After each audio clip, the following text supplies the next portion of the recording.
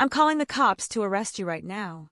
That's the first thing I heard, clear as a church bell on a dead silent Saturday morning, before I'd even turned the key in my old BMW. Picture it. I'm sitting in my garage, coffee still too hot to sip, when out of nowhere, Pauline Hardrove, our self-proclaimed queen of Pinewood Hills, barrels across Maple Drive. Burgundy blazer wrinkled at the elbows, cell phone mashed to her ear like she's clutching a life vest. It's not even 8:30 a.m., and already she's staged her next act. You ever have that moment where you realize, yeah, this is gonna be one of those days? That was me, 6 weeks after moving in, feeling like the new kid everybody's watching, and now, apparently, public enemy number one for the crime of opening my garage door. That's it. The garage door. If you've never butted heads with a hardcore HOA, buckle up, because this story's got more hairpin turns than a Texas county road after a rainstorm. So there I am, moving slow, both hands visible, 'cause I've seen enough episodes of Cops to know how these things go sideways. Sun's cutting weird stripes across the concrete, the garage door halfway up, and there's Pauline, one French manicured finger pointed straight at me like she's deputizing herself on the spot. Her voice, man, it's shrill, but it's got that I'm in charge here authority only folks who've run things for too long can pull off. Yes, officer, I'm scared. He looks aggressive. Please hurry. Aggressive? I'm standing there in my old college sweatshirt, holding keys, barely awake. But you can see it. Curtains flicker up and down the block, folks peeking out, Mrs. Yarborough in her housecoat, old man Aldrich halfway out his door, the younger crowd with their phones up recording. Pauline's favorite kind of crowd. MS. Hardrove. I call out, trying to sound neutral. This is my car, you know it's my car.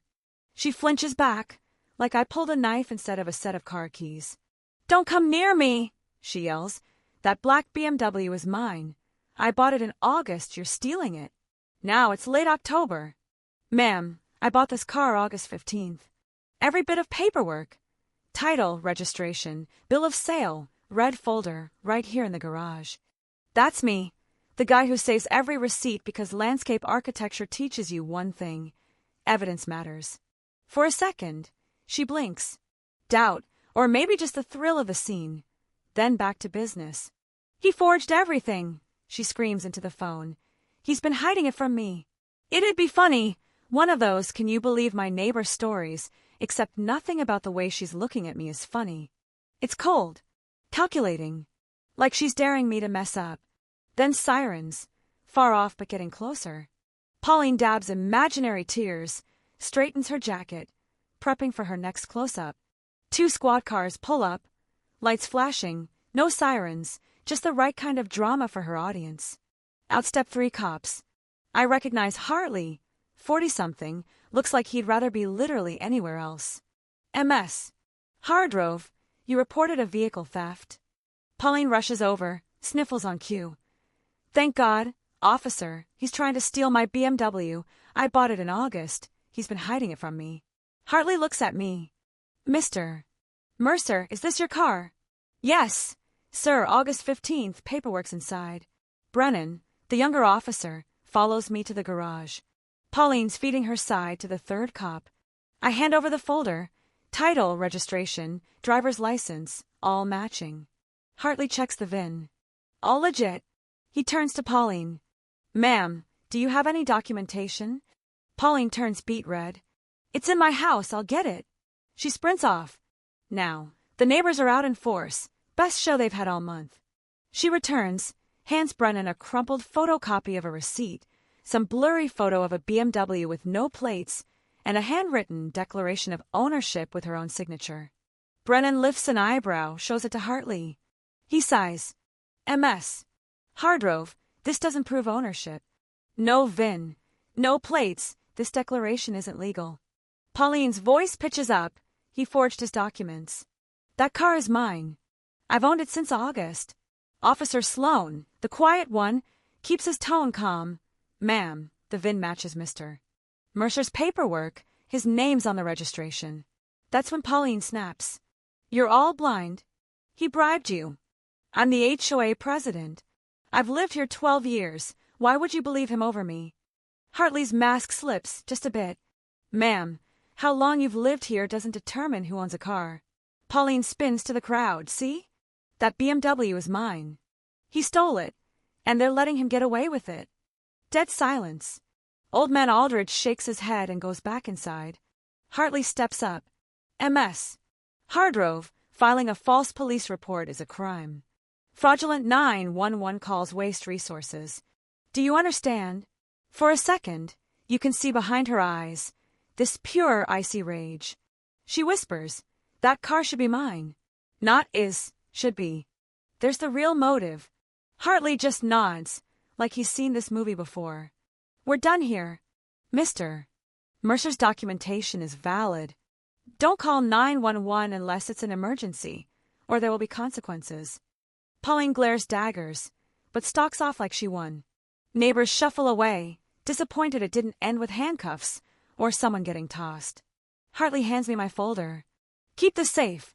Get a security camera if you haven't already. Already installed. I tell him. He grins. Good. Document everything. When they leave, I sit in the car for a bit, hands shaking. 6 weeks in Pinewood Hills, and this is my welcome parade. I pull up the security app on my phone. Pauline has no clue there are cameras. Footage is crystal clear. Time-stamped. At 7:45, she's standing on her porch, watching, just waiting for the right moment to pounce. This isn't over. Not by a long shot. See, Pauline's not just a pain, she's a professional. 8 years running Pinewood Hills like it's her own little fiefdom. And me, just the new guy, the outsider who keeps asking why the HOA fines are so high and the rules so vague. Every Friday, like clockwork, she'd send another violation notice, grass too long, improper storage, parking too close to the curb, you name it. $9,400 in fines by week 10. All for things I documented were false.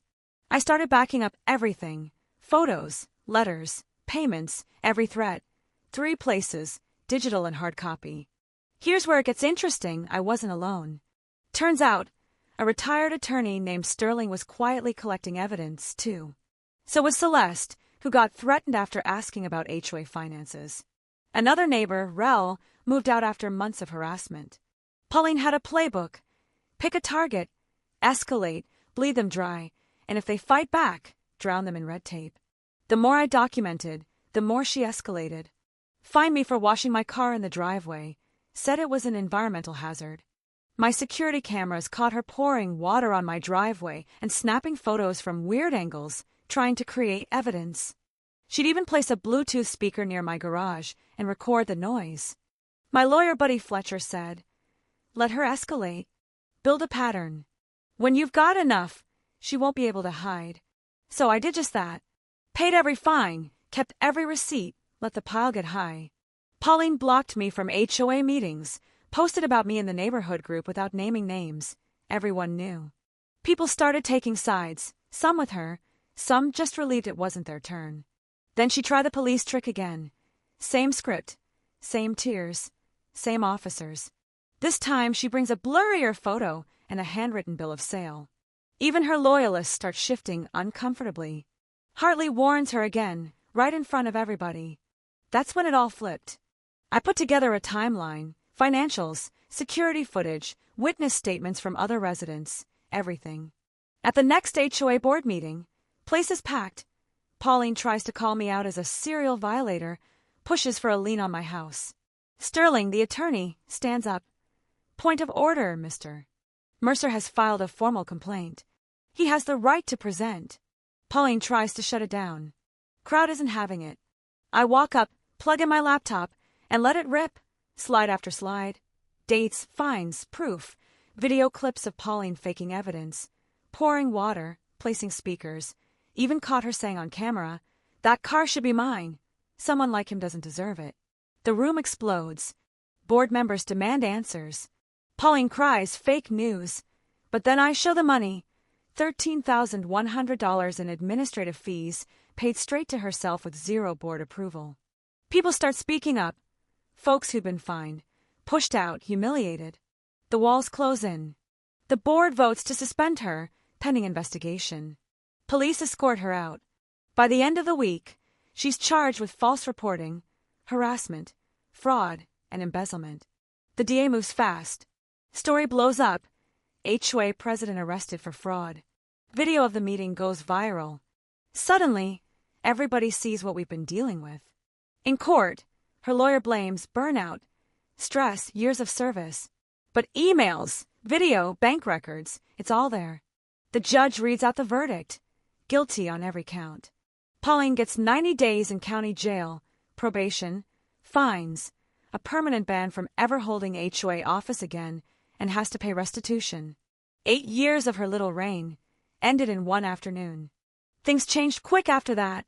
New board, new rules, double signatures on every fine, monthly public financials, anonymous hotline for complaints.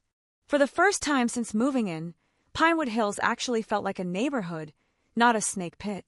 A few months go by. A new family moves into Pauline's old place. I get every cent of my fines refunded, plus damages. Donated half to a nonprofit that helps people fight HOA abuse. My neighbors start inviting me for coffee, asking advice, even try to get me to join their book club. I said no, but hey, it's nice to be asked. One morning, Sterling drops by. You did what the rest of us were too tired, too scared, or too fed up to do. Thank you. We laugh about drama-free Saturdays, and then he gets real serious. You changed everything. And you know what? I learned something. Systems break, but they can be fixed if you document everything, build allies, stay patient, keep calm, and just keep pushing. Sometimes justice isn't a fist-pounding movie moment. Sometimes it's a quiet morning with no more drama. Ever been on the wrong end of a petty tyrant? Had an HOA president try to run your life? I want to hear it. Drop your story below.